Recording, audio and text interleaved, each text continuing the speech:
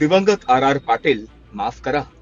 गेलेल्याबद्दल बोलू नये असा शिरस्ता आहे, पण तरीही ऐन पितृपक्षात तो मोडावा लागतोय.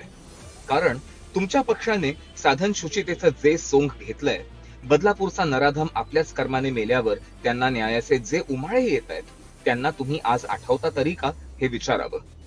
तुम्ही गृहमंत्री असताना तुमच्या क्षेत्रात एक उमेदवार बलात्काराच्या आरोपात अडकला होता.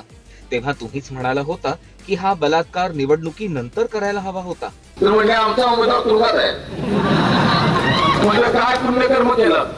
नाही म्हटले जरा बलात्काराचा गुन्हा त्याच्यावर नोंद झाला.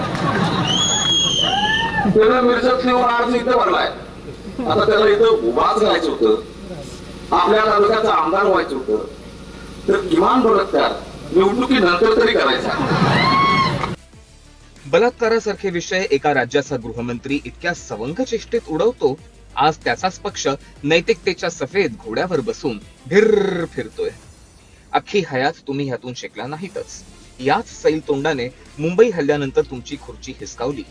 आज तुमचा पक्ष ह्या दुटप्पीपणानेच आपला जनाधारही भिरकावतोय.